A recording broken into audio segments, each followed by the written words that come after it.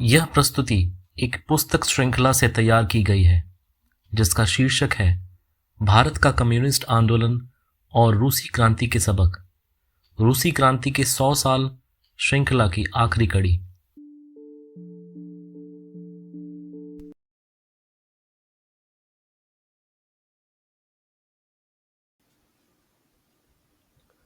Congress party के U turn की यात्रा माउंटबैटन योजना में पूरी हुई। भारत के अंतिम वायसरॉय की स्थिति अपने पूर्ववर्तियों से भिन्न थी। वे यहां शासन करने नहीं बल्कि यथाशीघ्र सत्ता हस्तांतरण का लक्ष्य पूरा करने आए थे। ऐसा पहली बार देखा गया कि भारत ब्रिटिश साम्राज्यवाद के लिए कांटों का ताज बन गया था। इसके लिए जिम्मेवार अंतर्राष्ट्रीय व राष्ट्रीय कारकों का जिक्र हम पीछे कर चुके हैं। यहां देखेंगे कि उसे भारत से पिंड छुड़ा लेने की कितनी जल्दबाजी थी।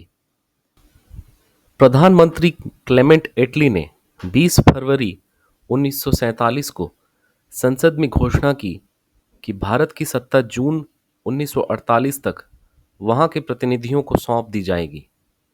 उन्हें इतनी जल्दबाजी क्यों थी? इस सवाल का जवाब हाउस ऑफ कॉमन्स में 5 मार्च को स्टेफर्ड क्रिप्स के इन शब्दों से मिलता है। सरकार के सामने मूलतः 2 विकल्प थे। पहला, वे यथेष्ट रूप से सैन्य सुदृढ़ीकरण के आधार पर भारत में ब्रिटिश सत्ता को मजबूत बनाने की कोशिश कर सकते थे। दूसरा विकल्प इस तथ्य को मान लेना था कि पहला विकल्प संभव नहीं है। इस सदन में क्रिप्स लेबर पार्टी के प्रतिनिधि की हैसियत से बोल रहे थे और उनकी आत्मस्वीकृति इटली सरकार की जल्दबाजी की व्याख्या कर देती है। जर्जर ब्रिटिश साम्राज्यवाद की लेबर सरकार की उपर्युक्त घोषणा को लागू करने के लिए माउंटबैटन को यहां भेजा गया था। भारत की आज़ादी की इस अवधारणा पर दुनिया 2 खेमों में बंट गई थी। यूरोप इस योजना से प्रसन्न वह उत्साह से लबरेज था क्योंकि उसकी हालत ब्रिटेन से भी ज्यादा जर्जर थी। अमेरिका के खुश होने का भरपूर कारण था क्योंकि वह भावी दुनिया में आज़ादी के मुखौटे में गुलामी को शाश्वत रूप देने की राजनीति का चैंपियन बन रहा था और पूंजीवादी दुनिया उसके सांचे में ढल रही थी। सोवियत संघ के नेतृत्व में खड़ा समाजवादी खेमा इस घपलेबाजी का भांडाफोड़ कर रहा था। प्रधानमंत्री एटली की घोषणा पर सोवियत संघ के नजरिए का खुलासा करते हुए लेबर मंथली के उपर्युक्त अंक में प्रकाशित विश्लेषण में झुकोव की यह टिप्पणी शामिल की गई है। ब्रिटेन अमेरिका की फिलीपींस नीति की नकल करने के लिए मजबूर हो रहा है। नाम मात्र की झूठी आज़ादी देने की नीति, दूसरे शब्दों में बाहर निकल जाना ताकि वहां बने रहा जाए। उपनिवेशवाद के अंत की घोषणा के बाद नए स्वतंत्र देशों के भविष्य के बारे में सोवियत संघ का यह नजरिया निराधार नहीं था। सचमुच ब्रिटेन और अमेरिका भी अगर भारत को आज़ाद कराना चाहता था तो उसे बोरिया बिस्तर बांध के निकल जाना था। देश के भावी शासक अपनी जरूरत के अनुसार सत्ता संरचना का निर्माण कर लेते, लेकिन भावी शासक अपने वर्ग चरित्र के अनुसार इस जोखिम के लिए तैयार नहीं थे और ब्रिटिश साम्राज्यवाद तो अपने गवर्नर जनरल और वायसरॉय की देखरेख में आज़ाद भारत का संविधान बनवा लेना चाहता था ताकि देश छोड़ने के पहले उसके और अन्य साम्राज्यवादियों के हित सुरक्षित रखने की गारंटी कर ले। यह कैबिनेट मिशन और माउंटबैटन योजना दोनों का साझा लक्ष्य था, लेकिन 2 महत्वपूर्ण बिंदुओं पर इन दोनों में मौलिक अंतर था। पहला यह कि कैबिनेट मिशन देश का विभाजन रोकने के लिए प्रयासरत दिखता था, जबकि माउंटबैटन के मन में विभाजन की योजना शुरू से ही बैठी हुई थी और कांग्रेस व मुस्लिम लीग के बीच तनातनी ने उन्हें मनमानी करने का मौका दे दिया। दोनों के बीच अंतर का दूसरा बिंदु केंद्र राज्य संबंध के मामले पर था। कैबिनेट मिशन भारत को संघीय गणराज्य बनाने पर जोर दे रहा था, जिसमें केंद्र के पास सिर्फ विदेश, रक्षा और संचार जैसे विभाग रहने थे और शेष सारे विषय राज्यों के अधिकार क्षेत्र में। इसमें जितनी स्वायत्तता मुस्लिम बहुल प्रदेशों को मिलनी थी, लगभग वैसी ही स्वायत्तता छोटी बड़ी रियासतों को भी मिलती। कमजोर केंद्र और मजबूत राज्य की यह अवधारणा भारत के बड़े पूंजीपति वर्ग, देश की भावी सत्ता संरचना का निर्णायक घटक को पसंद नहीं थी। माउंटबेटन योजना में भारत और पाकिस्तान दोनों में केंद्र को इतना कम अधिकार देने का प्रस्ताव नहीं था और दोनों के भावी शासकों को इस बात का सुकून मिल रहा था कि छोटे क्षेत्र पर रही सही मनमानी शासन का मौका तो मिल पाएगा। कैबिनेट मिशन प्लान पर कांग्रेस और मुस्लिम लीग के बीच सहमति से नेहरू का यू टर्न इसी आकांक्षा की और संकेत था। इस विभाजन की योजना की एक दूसरी विशेषता थी जो दोनों नवजात देशों में जनतंत्र का चरित्र और भविष्य के लिए आर्थिक आधार का काम करती थी। पाकिस्तान के हिस्से अधिकांशतः वैसे क्षेत्र थे जो औद्योगिक रूप से पिछड़े और कृषि प्रधान थे, जबकि भारत में औद्योगिक रूप से विकसित लगभग सभी क्षेत्र आ गए थे। इसका मतलब था कि साम्राज्यवाद परस्ती की आकांक्षा समान होने के बावजूद दोनों देशों के शासक वर्गों के आचरण में अंतर होना लाजमी था। यह अंतर तब से अब तक के बदलते रूपों में दिखाई पड़ रहा है। लॉर्ड माउंटबेटन 22 मार्च को दिल्ली पहुंच गए थे और 24 मार्च को उन्हें गवर्नर जनरल और वायसरॉय की शपथ दिलाई गई। इन 2 दिनों में उन्होंने अपने पूर्ववर्ती वायसरॉय से स्थिति पर राय विचार किया। फ्रीडम एट द मिडनाइट में लेखक कॉलिंस और लैपियर्स ने इस प्रसंग की चर्चा की है। इनके अनुसार माउंटबेटन ने भारत के वायसरॉय से जुड़ी कई परंपराओं को तोड़ा था। पहले होता था कि बंबई में गेटवे ऑफ इंडिया से पुराने वायसरॉय का जहाज बाहर निकलता था और नए वायसरॉय का प्रवेश करता था, लेकिन माउंटबेटन अपना काम शुरू करने के पहले पूर्ववर्ती वायसरॉय वेवेल से मिलना चाहते थे। इन लेखकों के अनुसार उन्होंने वेवेल से पूछा था, क्या हम अपना राज जारी रख सकते हैं? वेवेल का सीधा जवाब था, नहीं। इस दबाव में उन्हें और जल्दबाजी करने का मजबूर कर दिया और जून 1948 तक का कार्यभार 15 अगस्त 1947 तक निपटा दिया गया। लगभग 100 साल के अंतराल में जो लक्ष्य हासिल नहीं हो पाया था, वह दिखावे के तौर पर ही सही मात्र 6 महीनों में संपन्न कर दिया गया। भले ही देश का विभाजन मात्र 6 महीनों में पूरा हो गया था, लेकिन इसकी भारी कीमत चुकाई जा रही थी और आज तक चुकाई जा रही है। ब्रिटिश भारत में सांप्रदायिक विद्वेष व विभाजन के कई अध्याय तथा मोड़ पड़ाव है, लेकिन इसकी नीति में निर्णायक तेजी आई 20वीं सदी में। पहले विश्व युद्ध की पृष्ठभूमि में तथा 2 विश्व युद्धों के अंतराल में। हमारे देश के इतिहास की विशेषता है कि वह सिर्फ गांधी के महिमा मंडन के पक्षपात का शिकार नहीं है। पाकिस्तान के निर्माण के लिए भी सिर्फ जिन्ना को खलनायक साबित करने के मामले में भी उसका रुख वैसा ही है। यह बात सही है कि इसकी मुख्य जिम्मेवारी से जिन्ना बच नहीं सकते, लेकिन इस बात से भी इनकार नहीं किया जा सकता कि इस पृष्ठभूमि को पैदा करने में और मुसलमान प्रतिक्रियावादियों के इस रुख को हवा देने में कट्टर हिंदुत्ववादी यानी हिंदू महासभा और आरएसएस तथा नरम हिंदुत्ववादी कांग्रेसी नेताओं का हाथ कम नहीं था। हिंदू महासभा के नेता लाला लाजपत राय ने ट्रिब्यून 14 दिसंबर 1924 में हिंदू व मुस्लिम 2 अलग अलग देशों के विचार का खुलासा इन शब्दों में किया था, मेरी योजना के तहत मुसलमानों को 4 मुस्लिम राज्य मिले, पश्चिमोत्तर सीमा प्रांत, पश्चिमी पंजाब, सिंध और पूर्वी बंगाल।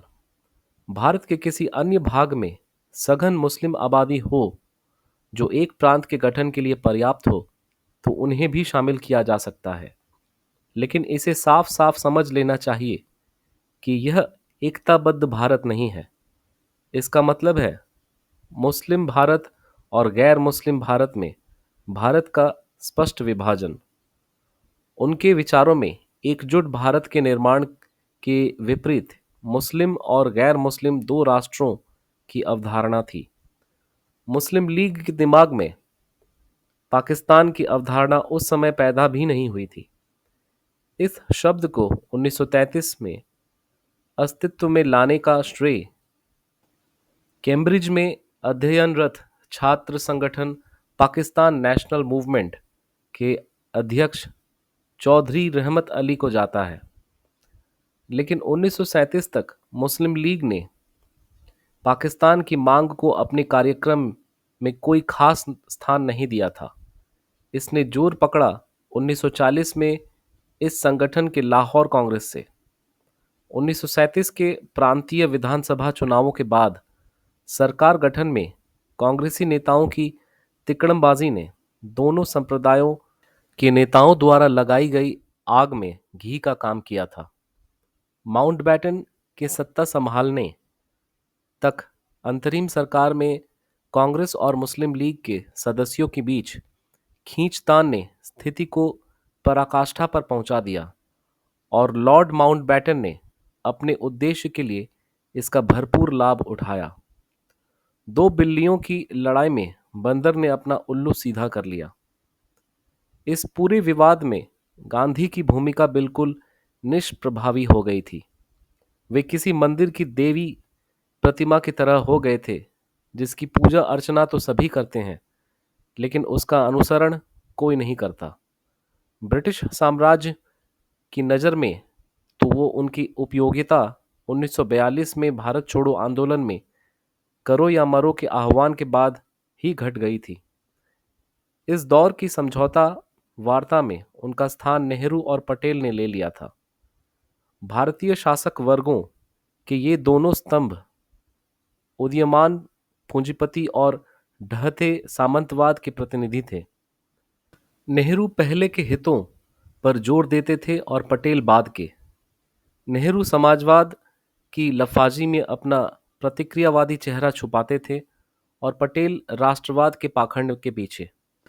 उसी तरह नेहरू धर्म से अपनी दूरी का प्रदर्शन करते हुए गांधी के नरम हिंदुत्व का अनुसरण करते थे, जबकि पटेल गांधी के परम अनुयायी होने की आड़ में कट्टर हिंदुत्व का।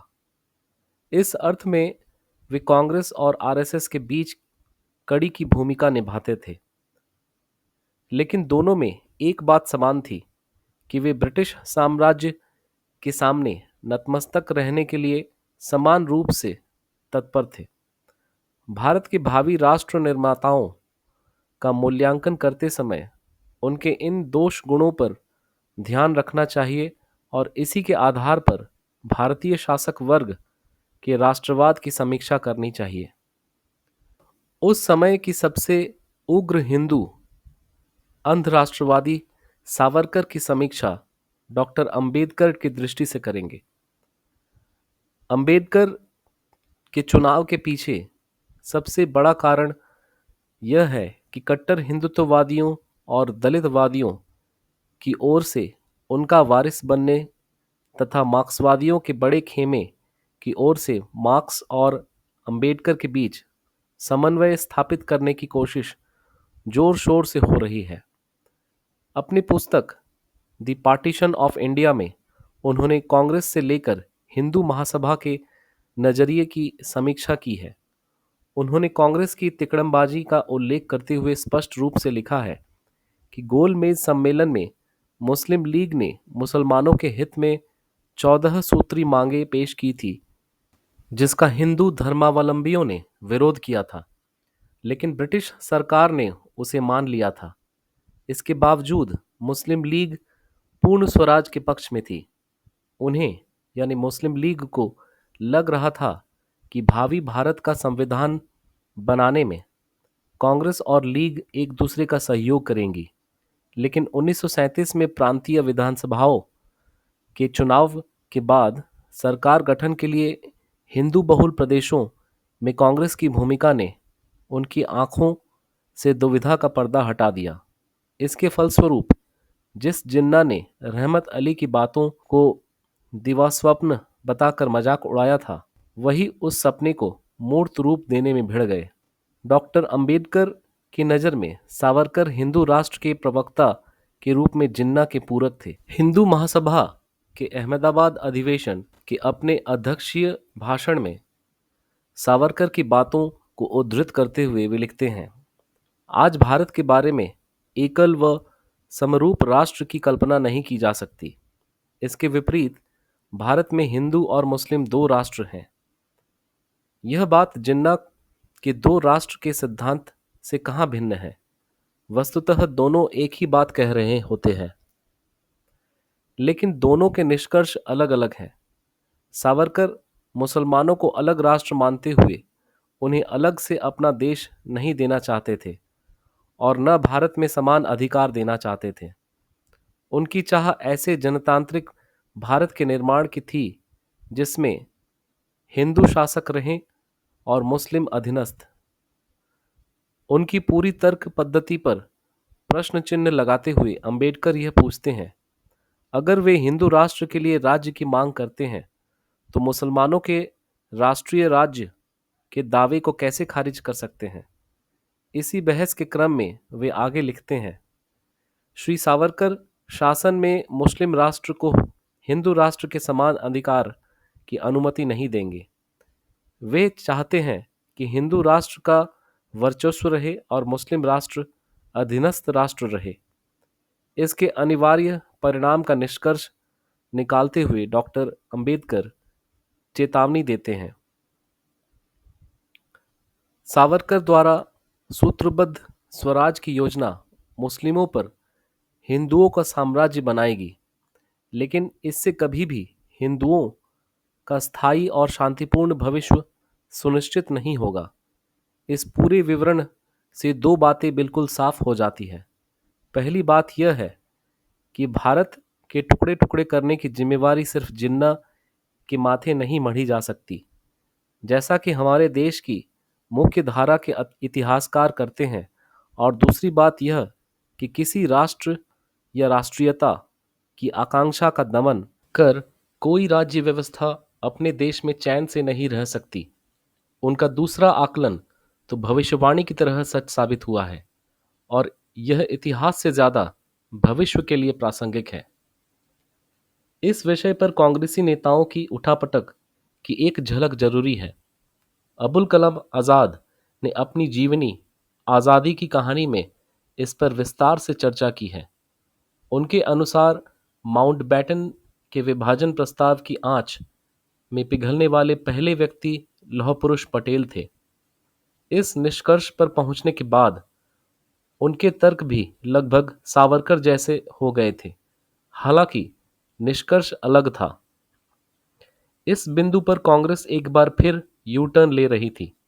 आज़ाद का कहना है कि उन्होंने अपनी बातचीत के दौरान पटेल को याद दिलाया था कि जिन्ना ने दो राष्ट्रों का नारा बुलंद किया है। यदि हम विभाजन स्वीकार करते हैं तो हम उनके नारे को स्वीकार करते हैं। इस पर पटेल का जवाब था कि आप स्वीकार करें या ना करें, परंतु यह मानना होगा कि हिंदुस्तान में दो राष्ट्र हैं। अगली बारी जवाहरलाल नेहरू की थी। जिस तरह उन्होंने पूर्ण स्वराज से पीछे हटना स्वीकार कर लिया था, उसी तरह वे अखंड भारत की नीति से भी समझौता स्वीकार करने लगे थे। कल्पना करते समय अनंत स्वप्न लोक में विचरण करना, लेकिन ऐन मौके पर चुनौतियों का सामना होने पर यथार्थ का हवाला देते हुए उसके सामने समर्पण कर जाना उनकी आदत थी। तद अनुसार ही उन्होंने आज़ाद को सुझाव दिया, विभाजन आवश्यक है और यह बुद्धिमत्ता होगी कि उस बात का विरोध न किया जाए जो होकर रहना है। इस नियति का नियंता कौन था? जिसका विरोध करने में देश के भावी प्रधानमंत्री के हाथ पांव फूलने लगे थे? अब देखा जाए कि भावी राष्ट्रपिता इस नियति का मुकाबला करने का मन कैसे बना रहे थे। उनकी पहली प्रतिक्रिया थी, पाकिस्तान मेरी लाश पर बनेगा।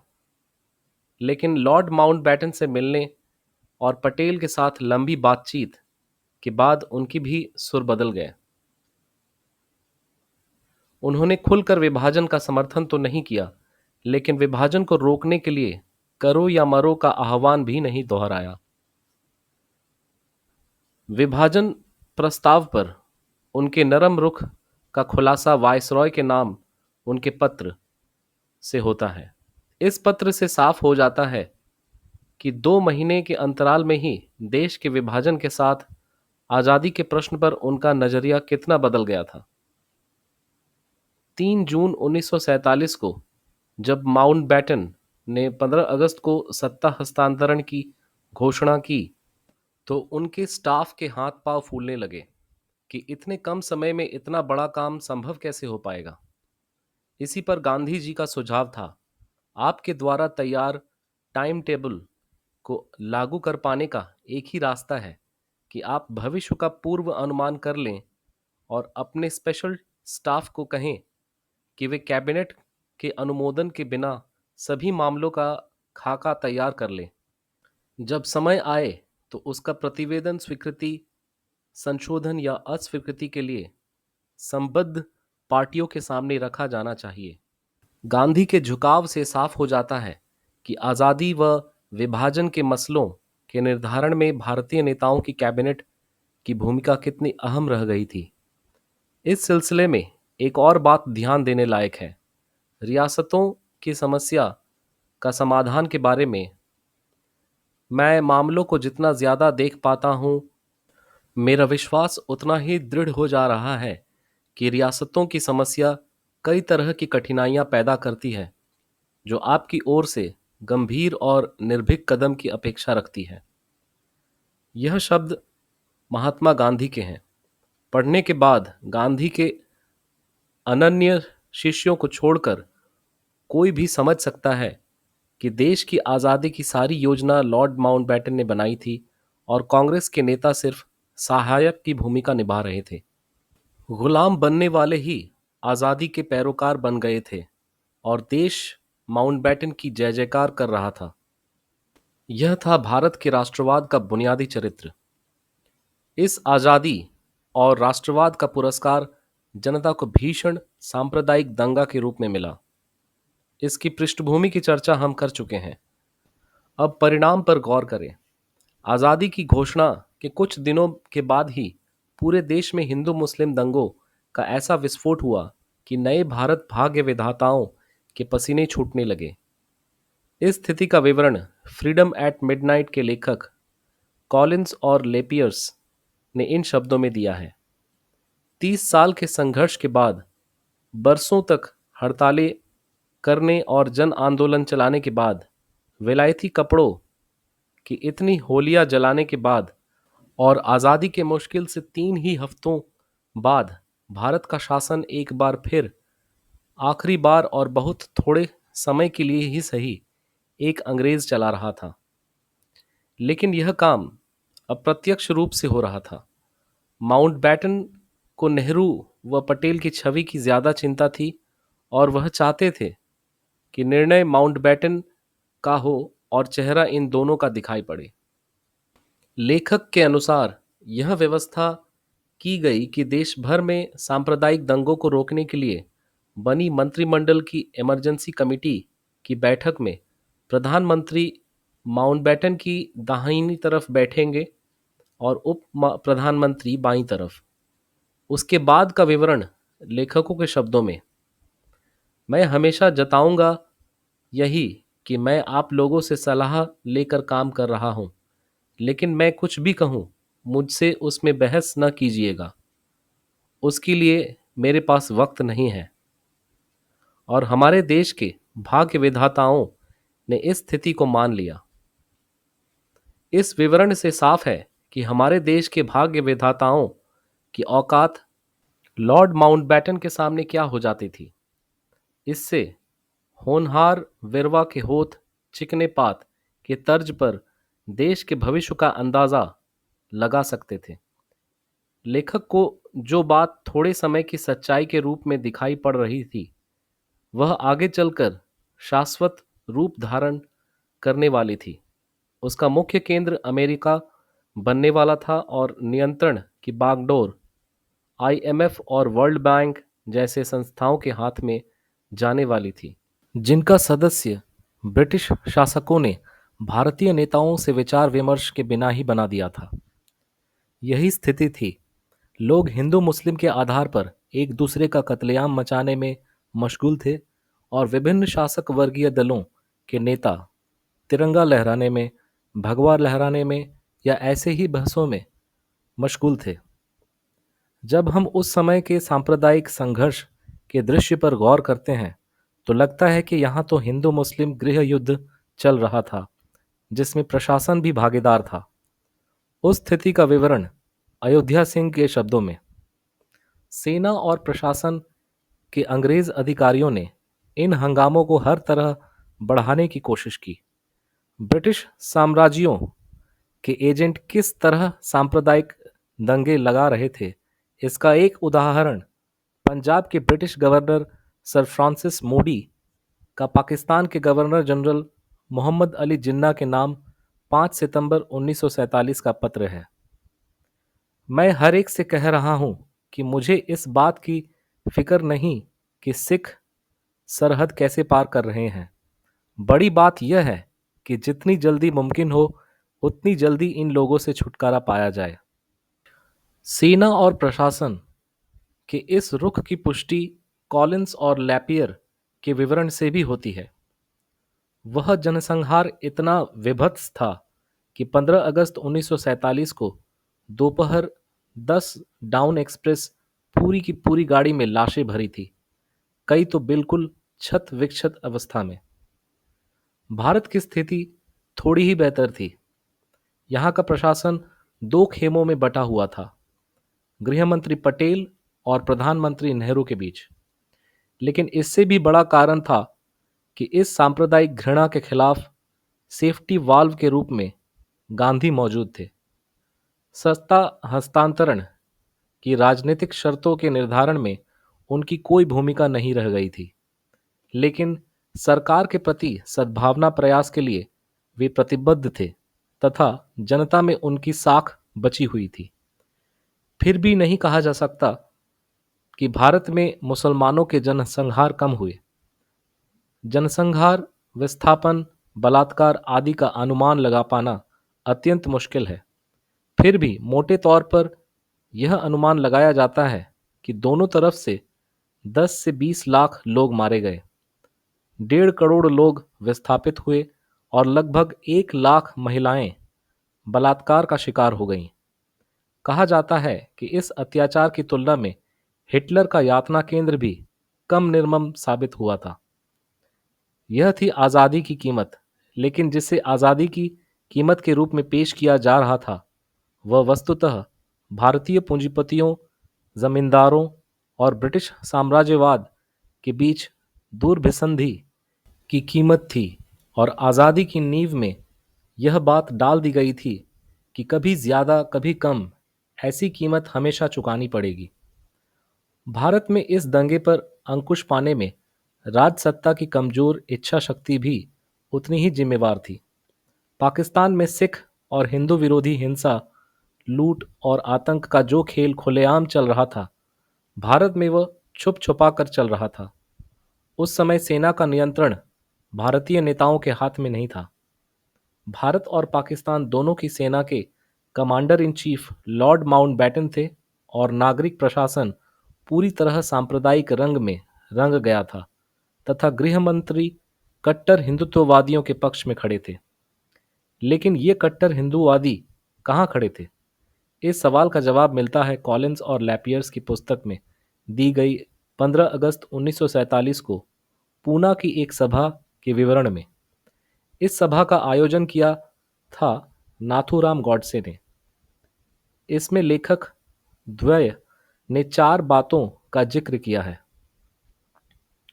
पूना में फहराए गए केसरिया झंडों पर भी वही चिन्ह उसी वजह से बनाया गया था जिस वजह से उसे हिटलर ने अपनाया था। इस झंडे के इर्द गिर्द जो लोग जमा थे वे सभी अर्ध फासिस्ट राष्ट्रीय स्वयंसेवक संघ के सदस्य थे। हालांकि आज आरएसएस नाथूराम गॉडसे के साथ अपने संबंधों से इनकार करता है। हिंदू होने के नाते वे अपने आप को आर्य विजेताओं का एकमात्र उत्तराधिकारी और इसलिए इस महाद्वीप का असली मालिक समझते थे। वे देश के बंटवारे के लिए गांधी को सबसे ज्यादा जिम्मेवार समझते थे। वे आज़ादी के जश्न के विरोधी थे और घोषणा कर रहे थे कि भारत में स्वतंत्रता की खुशी मनाने के लिए जो उत्सव मनाए जा रहे थे जानबूझकर जनता से इस बात को छुपाने की कोशिश में थे कि सैकड़ों हिंदुओं का कत्लेआम हो रहा है और सैकड़ों हिंदू औरतों का अपहरण करके उनके साथ बलात्कार किया जा रहा है। और भारत का बंटवारा एक इतनी बड़ी विपदा है जिसने लाखों भारतवासियों को भयानक मुसीबतों का शिकार बना दिया है। यह सब कांग्रेस पार्टी और सबसे बढ़कर उसके नेता गांधी का काम है। यह आरएसएस और सभी कट्टर हिंदूवादियों के दृष्टिकोण का एक नमूना भर है। जग जाहिर है कि इस संगठन के सरसंघ चालक एमएस गोलवालकर देश की जनता से अपील किया करते थे कि वे अंग्रेजों से लड़ने में अपनी शक्ति बर्बाद न करें, उसे आंतरिक दुश्मन मुसलमानों, ईसाइयों और कम्युनिस्टों के खिलाफ संघर्ष के लिए सुरक्षित रखें। निजाम की अदला बदली के इस दौर में उन्होंने मुसलमानों के खिलाफ इस संचित शक्ति का भरपूर दुरुपयोग किया। इनकी इस गतिविधि की सर्वोच्च परिणति थी गांधी की हत्या, उस व्यक्ति की हत्या जिसने सर्वधर्म समभाव की भावना के साथ हिंदू मुस्लिम एकता बनाए रखने की भरपूर कोशिश की थी। यह बात दीगर है कि उनके कट्टर अनुयायी भी उनकी सर्वधर्म समभाव की नीति के प्रति समर्पित नहीं हो पाए थे और जिस समय उनकी हत्या हुई उन्हीं के शिष्य देश के गृहमंत्री थे। देश के माथे पर यह कलंक सदा सदा के लिए अंकित हो गया कि यह नवजात राष्ट्र अपने राष्ट्रपिता की रक्षा तक नहीं कर सका।